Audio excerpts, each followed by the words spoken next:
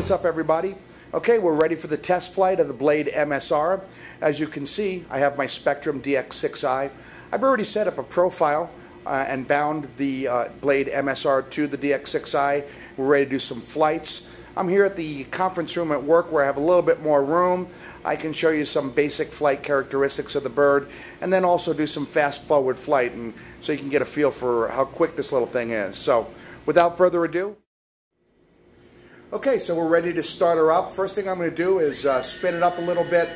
I want to look for vibrations. If it's vibrating, that may tell me that I have some blades that are out of balance or it's not tracking properly, and everything appears to look pretty good right now, so let's go ahead and take her off and do a little hovering.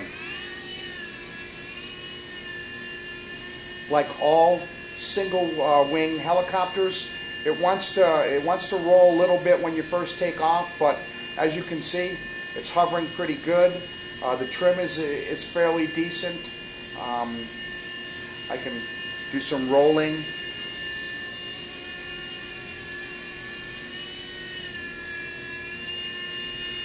Just try to keep her hovering, keep her level, so you can get an idea. In a minute, I'll be doing some fast forward flight, so you can get an idea of how fast this little thing is. But for right now, I just want to show you how stable it is, and you can see it is pretty stable. It does pirouettes nicely. It's definitely an agile, quick little helicopter.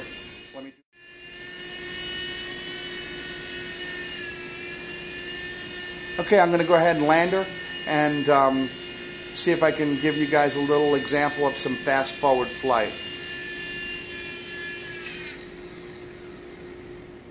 Okay, we're going to give it a little try with a little fast forward flight, so let's get on with it.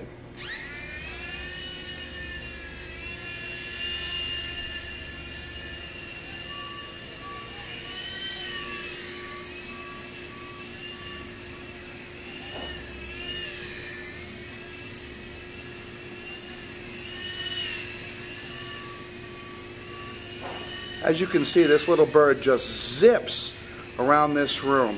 And it's relatively easy to control, but man, you can get it really moving fast. We're going to try our best to keep it in frame, but you have to realize that this thing is going so fast in this little room, it's going to be a little difficult to try to keep it in frame here and keep it moving at the same time.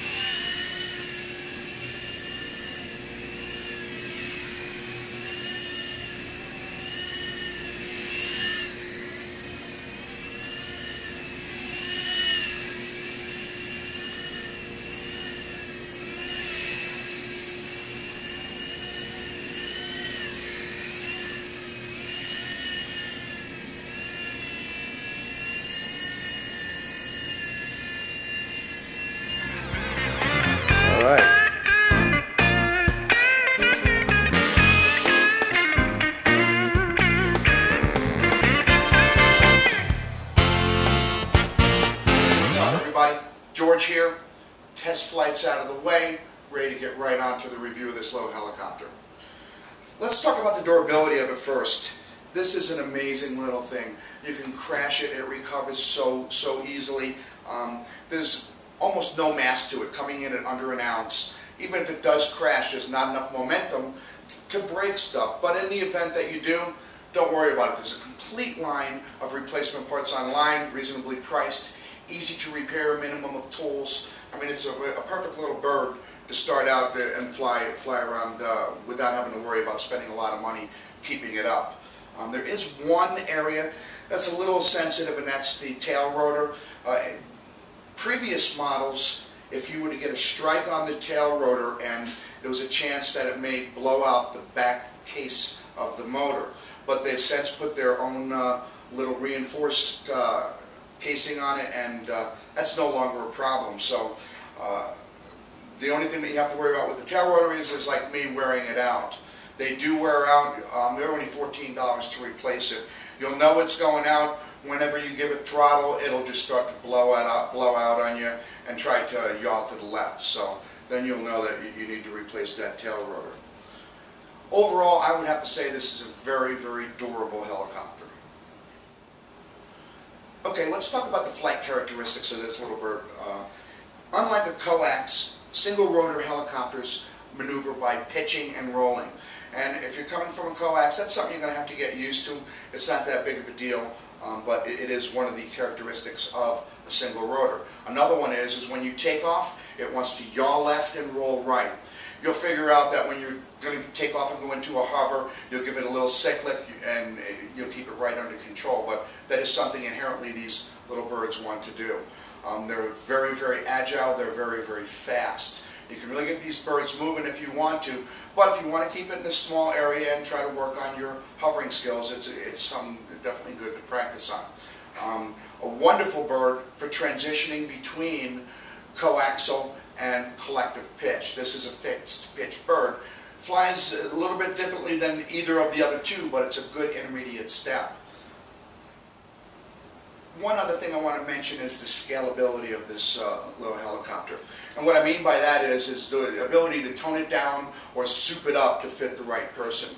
The first thing is the 5-in-1 controller has dual rates. If you're using the original controller, it'll be a push-in on the right stick.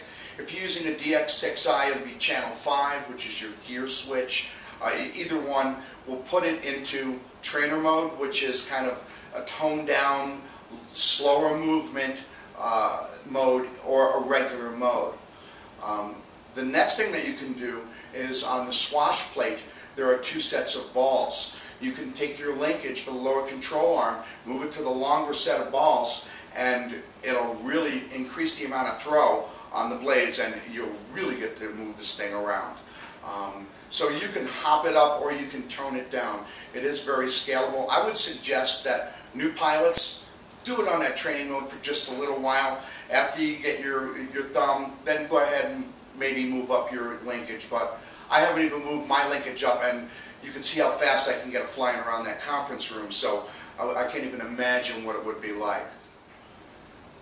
Overall satisfaction, I would have to say I'm very satisfied. It's a good value for the money, a fun helicopter to fly, resilient, fast. I mean, it's just the perfect intermediate helicopter between collective and coax. So I would definitely recommend this helicopter to anybody. Thanks for watching, and stay tuned for more videos in the future. Take care, everybody.